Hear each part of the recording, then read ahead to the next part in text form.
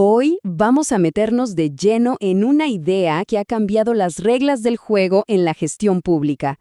Se trata de la transición desde el gobierno que todos conocemos hacia un concepto mucho más amplio, más colaborativo, la llamada gobernanza. Y aquí la primera pregunta clave. ¿Gobierno y gobernanza son lo mismo? A primera vista uno diría que sí, que son sinónimos, pero la realidad es que la diferencia es abismal y redefine por completo cómo entendemos la política y la administración hoy. Y miren, esto es interesante. Como bien señala R.A.W. Rhodes en un artículo que marcó un antes y un después, gobernanza es una de esas palabras que oímos por todos lados, ¿cierto? Pero, ¿qué significa realmente? Pues no es solo una palabrita de moda, ¿eh? Representa un cambio de raíz en la forma misma en que se ejerce el poder. Ok, esta es nuestra hoja de ruta.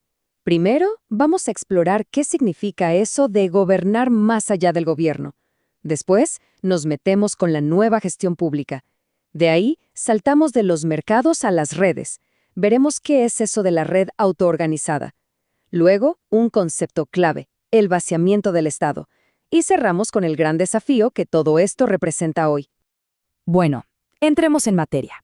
El punto de partida, lo más importante para entender todo esto, es que el cambio no es sobre qué hace el Estado, sino sobre cómo lo está haciendo. Se está acabando la idea de que el gobierno es el único jugador en la cancha. A ver, para que quede claro, la gobernanza es el paso de una estructura vertical, de una pirámide con el gobierno en la punta, a una red horizontal, un sistema donde ya no hay un solo jefe, sino un montón de actores, públicos, privados, sociales, que tienen que coordinarse. Y en ese esquema, la colaboración ya no es una opción, es una necesidad absoluta. Ok, pero para llegar a este mundo de redes, primero hubo un paso intermedio muy importante. Hacia finales del siglo XX, empezó a tomar fuerza una idea que sonaba, revolucionaria para la época: hacer que el gobierno funcionara de una forma más parecida a una empresa. Y a eso se le llamó la Nueva Gestión Pública, o NGP.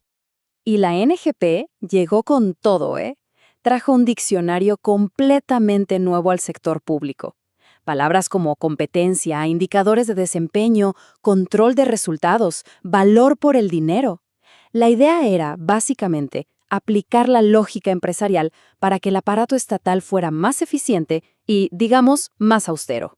Y aquí está la clave de la NGP, como lo dice la cita. El foco estaba puesto hacia adentro de cada organización. Se pensaba en optimizar cada ministerio, cada agencia, como si fueran islas o unidades de negocios separadas. La eficiencia de cada partecita era lo más importante. Pero, ¿y la conexión entre ellas? Justo ahí es donde el modelo empezó a hacer agua. Porque pensemos un segundo, problemas como una pandemia, el cambio climático o el desarrollo económico de una región entera, ¿pueden ser resueltos por un solo ministerio? Claramente no. Esos son problemas que cruzan todas las fronteras organizacionales. Entonces, para resumir, la NGP fue muy buena, de verdad, para optimizar lo que pasaba por dentro de las paredes de una oficina pública. Pero se quedaba corta, muy corta, cuando el problema exigía que distintas oficinas, distintos sectores, hablaran entre sí y trabajaran juntos. Simplemente no estaba en su ADN. Y es justo de esa limitación, de esa debilidad de la NGP, que nace el siguiente modelo.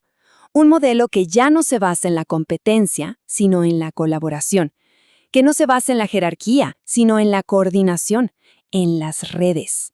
La idea central aquí es súper potente: reconocer que somos interdependientes. Es como un rompecabezas gigante. Ningún actor, ni el gobierno, ni las empresas, ni la sociedad civil tiene todas las piezas. Se necesitan unos a otros. Y esto implica un cambio de mentalidad radical para el gobierno. Aceptar que ya no tiene, ni puede tener, todas las respuestas.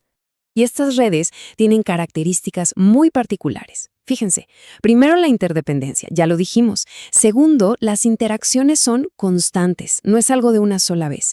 Tercero, y esto es fundamental, se basan en la confianza, no en órdenes. Y cuarto, tienen bastante autonomía del Estado.